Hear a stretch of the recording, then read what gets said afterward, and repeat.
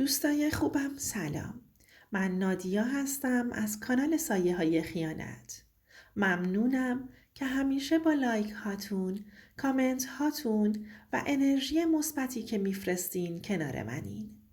آماده این برای شنیدن یه داستان واقعی و پر از احساس، عشق و خیانت دیگه؟ پس بریم سراغ داستان ارسالی امشب. فکرشو بکن، نامزدت با ماشین خودش تو رو میبره کلبه جنگلی. اما چند روز بعد میفهمی همون ماشین، همون مسیر فقط برای بردن زن دوستش به خونه‌ای بوده که یواشکی براش رحم کرده. مریم هستم و فرزند بزرگ خانواده. 2 برادر از خودم کوچیکتر هم دارم. پدر و مادرم هر دو فرهنگی هستند. خیلی دلشون میخواست که منم در آینده یه فرهنگی موفق باشم. اما من تمایلی به دانشگاه رفتن نداشتم و به همین مقطع دبیرستان راضی بودم. ما خانواده متوسطی بودیم. کاملا مذهبی نبودیم. اما یه سری مسائل تو زندگیمون رو رعایت میکردیم. من تازه نامزد کرده بودم. اما پدرم از انتخابم اصلا راضی نبود و همیشه میگفت بیشتر تو انتخابت دقت کن. امیرینا خانواده پولداری بودن. کلینیک زیبایی داشت. من امیر رو خیلی دوست داشتم و عاشقش بودم. اولین بار بود داشتم عشق و تجربه می کردم. یه روز که داشتم از کلاس زبان می اومدم خونه، امیر رو دیده بودم و با هم دوست شده بودیم و در نهایت کارمون به نامزدی رسید. پدرم معتقد بود که باید دختر و پسر همو بیشتر بشناسن و بعد وارد یه زندگی مشترک بشن. اما مادرم مخالف بود و میگفت حتما باید عقد کنن. تو خانواده ما برعکس بود. اصولاً پدرها عقد رو میپسندن. ولی پدر من از اون دست از پدرها نبود. فقط میگفت یه صیغه بینشون خونده بشه کافیه. دختر من شعورش میرسه که از خط قرمز خودش رد نشه. من زیاد برام مهم نبود نامزد باشم، صیغه محرمیت خونده بشه یا عقد باشم. من فقط و فقط عاشق امیر بودم و دلم میخواست شب و روز کنارش باشم. یه روز صبح که از خواب بیدار شدم، امیر به من زنگ زد و گفت که آماده شو، میام دنبالت تا جایی بریم. هر چقدر ازش پرسیدم چیزی نگفت. منم مشتاق شدم و سر و صورتم رو شستم و با اشتهای کامل صبحانم رو خوردم. خواستم برم که لباسم رو بپوشم. پدرم گفت کجا دخترم؟ چرا انقدر سری صبحانه خوردی؟ انگار دارن دنبالت میکنن. سرمو بالا آوردم و پدرم جواب دادم. آره بابا، قرار امیر بیاد دنبالم. گفت زود آماده شو، قرار جایی بریم. پدرم سرش رو تکون داد و گفت باشه. پس مراقب باشید. منم سریع رفتم سمت اتاقم و لباسم رو پوشیدم. امیر رنگ آبی خیلی دوست داشت و منم اون روز سعی کردم یه لباس آبی خوش رنگ تنم کنم و یه آرایش ملایم هم بکنم. وقتی که امیر اومد دنبالم، تون تون رفتم سوار ماشینش شدم و با همدیگه راه افتادیم. تو ماشین بهش گفتم نمیخوای بگی کجا قراره بریم؟ یه خنده ریزی کرد و گفت یکی از دوستای قدیمیم رو پیدا کردم. باش قرار گذاشتم. نخواستم که تنها برم. خواستم خانم خوشگلم رو هم با خودم ببرم. از این حرفش خیلی خوشم اومده بود که بدون من نخواسته که بره. وقتی که سر قرار رسیدیم، دوستش هم با خانومش اومده بود. بعد از احوال پرسی و خوش و بش نشستیم. اونا 6 سالی میشد که ازدواج کرده بودن. خلاصه امیر و دوستش کلی از دیدن هم خوشحال شدن. مهران دوستش بهم گفت که سر قرار هم همسرش میاد. واسه همین بود که امیر دنبال من اومد که تنها نباشه. نسیم خانم دوستش زن اجتماعی بود. از همون لحظه که ما نشستیم گفت و خندید و همش میخواست جمع رو خودمونی کنه. از حرکات و رفتارش خوشم نیومده بود. انگار چند سال میشد که ما رو دیده و شناخته. خودش زن زیبایی نبود، اما طوری با اشوه و ناز حرف میزد که ملکه زیبایی هاست. فقط برام خیلی سنگین بود.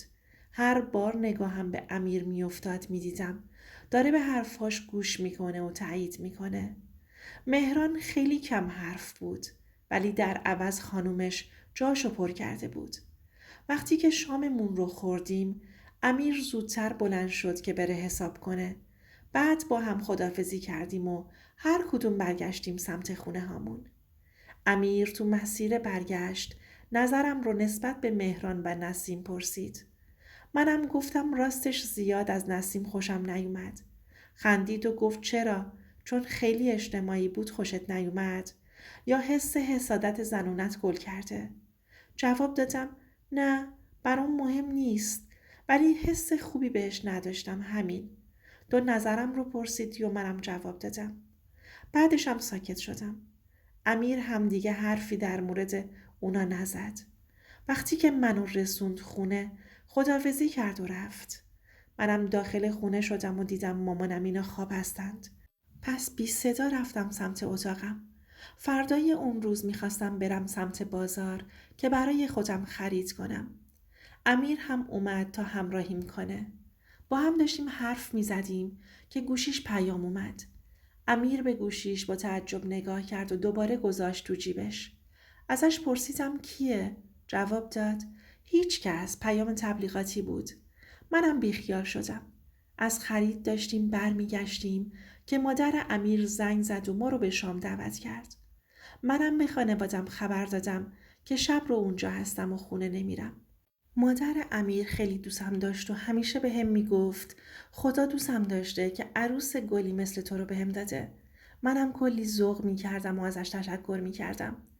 اون شب همه چیز عالی بود تا اینکه رفتیم به اتاق امیر که بخوابیم. موقع خواب دوباره امیر به گوشیش نگاه کرد. منم فکر میکردم بر حسب عادته. همه ما این کارو میکنیم، ولی اینجوری نبود. انگار منتظر پیامی یا خبری بود. بعدش گوشیش رو سایلنت کرد و گذاشت کنار تخت و خوابیدیم. صبح که شد لباسم رو پوشیدم بدون اینکه امیر رو از خواب بیدار کنم. برگشتم سمت خونه. هر چقدر مادرش اصرار کرد که نهار بمون، یه دلیل واسه بهونه پیدا کردم و به خونه برگشتم. حوصله موندن اونجا رو نداشتم.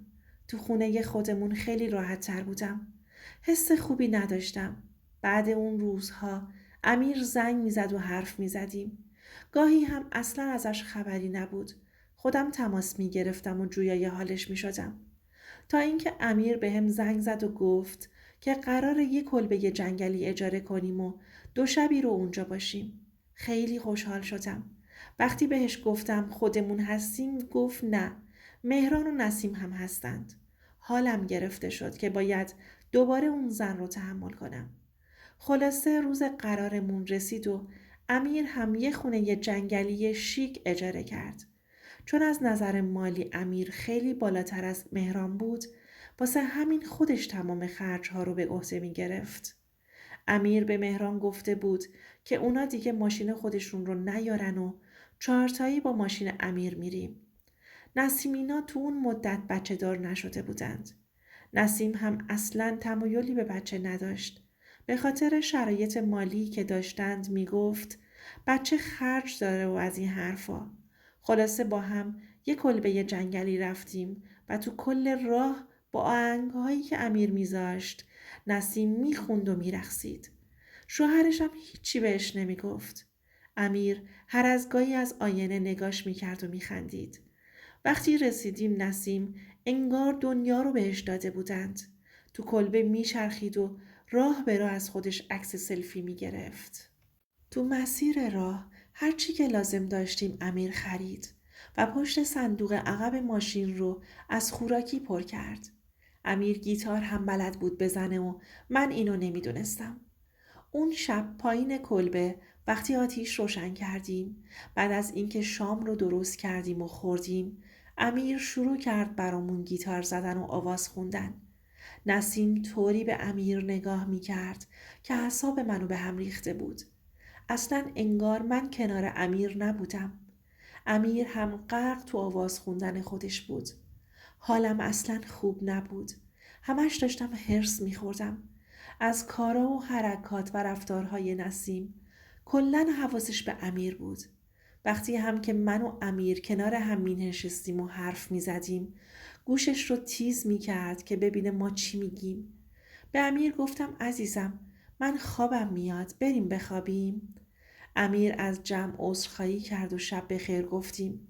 رفتیم تو اتاقمون. کلبه 2 اتاق خوابه بود. خواباش با یه دیوار چوبی خوشگل از هم جدا شده بود. مجهز بود. مشخص بود توریست زیاد به اونجا میره. فرداییش که نهار رو با کمک نسیم آماده کردیم، به امیر گفتم بریم جنگل گردی، که نسیم گفت منم میام. مهران خوابیده و منم حوصلم سر میره. امیر جواب داد باشه تو هم بیا. انقدر تو مسیر حرف میزد و میخندید که هرسم در اومده بود. این همه انرژی رو از کجا می آورد؟ بهانه‌های الکی می گرفت که وای روی لباسم حیفونه. امیر برش می داری؟ یه پام رو نمیتونم این قسمت بذارم. امیر دستم رو میگیری؟ دیگه حالم داشت به هم میخورد. به امیر نگاه میکردم و چش قره میرفتم. امیر با تکون دادن سرش حالیم میکرد بی خیال. هیچی تو دلش نیست.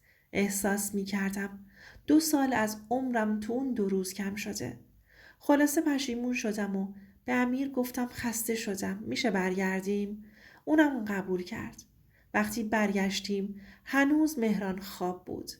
امیر با آب و مسخره بازی بیدارش کرد. گفت اومدی بخوابی یا تفریح کنی؟ به زور بیدارش کردن. خلاصه اون 2 روز با تمام حاشیه‌هاش تموم شد و به خونه برگشتیم. تو کل مسیر حرف نمی زدم. طبق معمول فقط نسیم بود که بیشتر از همه حرف می زد و می خندید. همش می گفت کاش بچه ها بیشتر می موندیم. خیلی خوش گذشت. امیر هم جوابشو می داد که باشه بازم میاییم. وقتی به خونه رسیدیم مامانم از غم روی صورتم همه چی رو فهمید. تا ازم پرسید چی شده؟ چرا قیافت این شکلیه؟ همه چی رو بهش گفتم. مامانم خیلی خونسرد بهم گفت دخترم ارتباطتون رو باشون قطع کنید. منم که حالم خراب بود رفتم سمت اتاقم. گریه کردم. من امیر رو دوست داشتم ولی نمیخواستم از دستش بدم. هنوز عروسیمون مونده بود. همه فامیل از خوشبخت شدن من میگفتند. اما حالا این بلا داشت سرم میومد. امیر 2 روزی ازش خبری نبود. خودم بهش زنگ زدم. گفت بی‌حوصله هستم و حتی سر کارم نمیرم. دلم میخواد استراحت کنم. بعد از ظهر همون روز مادر شوهرم زنگ زد که حالم رو بپرسه و به هم گفت دخترم اگر امیر پیشته گوشی رو میدی بهش؟ آخه گوشی رو جواب نمیده. کارش دارم. گفتم مگه مامان امیر خونه نیست؟ گفت نه. به ما گفت که میاد پیش تو. از همون روز که از تفریح برگشتین 2 روز الان امیر رو ندیدیم. با این حرف مادرش نگران شدم. احساس می کردم شکم به یقین تبدیل شده. دوباره شماره امیر رو گرفتم که رد تماس زد. حالم خرابتر شده بود. نمیدونستم چی کار کنم. مادرم هم نگران بود و میگفت چیزی نیست، دلتو آشوب نکن. اما من گوشم بدهکار نبود. لباسم رو پوشیدم و رفتم خونه مادر شوهرم. اونا تا منو دیدن تعجب کردن. گفتم هرچی تماس میگیرم جوابم رو نمیده و رد تماس میزنه. مادرش جواب داد خلاصه سر و کلش پیدا میشه مادر، نگران نباش. پدر امیر رفته بود تو فکر. میگفت دخترم چیزی هست که ما باید بدونیم؟ منم ماجرا رو از سیر تا پیاز براشون تعریف کردم. پدرش گفت اتفاقاً چند روزی میشه که امیر دنبال خونه میگرده. به املاک دوستام هم سر زده. اونا بهم گفتن. فکر میکردم برای شما دنبال خونه هستش. یه خونه هم گرفته. بذار از بچه ها بپرسم. نمیخواستم به روی امیر بیارم تا خودش بهمون بگه. اما الان قضیه فرق میکنه. پدر امیر مرد متعهدی بود و همه بهش احترام میذاشتند. وقتی به املاکی دوستش زنگ زد، اونم آدرس خونه رو داد. وقتی پدرش داشت میرفت سمت اون خونه، منم بهش گفتم بابا منم میام. هر چقدر گفت بمون من بهت خبر میدم، اما با اصرارهای من راضی شد که باهاش برم. به یه خونه ویلایی شیک رسیدیم. وقتی از همسایه ها پرسجو کردیم، جواب دادن یه هفته است که یه آقای جوونی اینجا رو رهن کرده و با خانومش رفت و آمد میکنه. وقتی عکس امیر رو نشون دادم تاییدش کردند. خشکم زده بود. چطور ممکن بود؟ امیر من اینجا، یعنی با کی داشت به من خیانت میکرد؟ اون زن غریبه رو همسرش معرفی کرده بود. اون زن کی میتونست باشه؟ زن همسایه گفت الانم خونه هستند، میتونین زنگ در رو بزنید. یهو به ذهنم رسید عکس نسیم رو نشونش بدم. تا عکس نسیم رو دید جواب داد آره خودشه، همین خانم است. دیگه چشام چیزی رو نمیدید. همونجا یه گوشه روی پله نشستم. دیگه توان راه رفتن نداشتم. یعنی از کی این دوتا با هم بودند؟ پس اون صمیمیت توی ماشین و کلبه و بیرون رفتن هامون الکی نبود؟ آخه متأهل بود. چطور میتونست به شوهرش خیانت کنه؟ چطور امیر میتونست به منی که تازه نامزدش بودم خیانت کنه؟ بعد از اون قضیه پدرش کلی ازم عذرخواهی کرد که درستش میکنه، اما من دیگه نمیتونستم این مسئله رو ببخشم. وقتی که پدرش رفت و زنگ خونه رو زد، نسیم در رو باز کرد. من یه کنار دور از خونه وایستاده بودم و به همه چی نگاه میکردم. نسیم پدر امیر رو نمیشناخت. وقتی در رو باز کرد ازشون پرسید با کی کار دارید؟ که گفت به پسرم بگو بیاد دم در. وقتی امیر اومد جلوی در، نفسهای آخرم رو تو سینه احساس میکردم. خوشبختیم تو یه لحظه از بین رفته بود. دیگه از همونجا ماشین گرفتم و اومدم سمت خونه.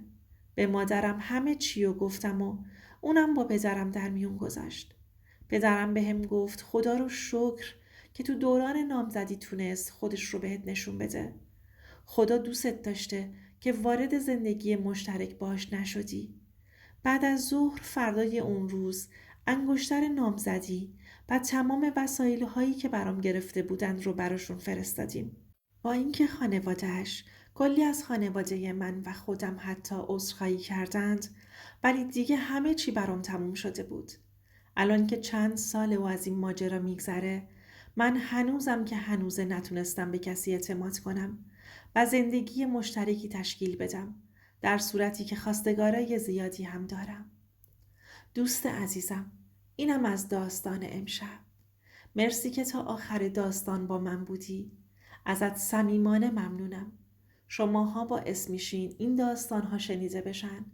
باعث میشین کسایی که درد کشیدن حس کنن تنها نیستن. یه نصیحت: هیچ وقت به کسی بیشتر از رفتارش اعتماد نکن. قولها قشنگن ولی رفتار راستشو میگه. اگه این داستان به دلت نشست، لطفاً لایک کن و کامنت بذار و سابسکرایب کن تا صدها داستانی که هنوز شنیده نشده به کمک شماها به گوش بقیه برسه.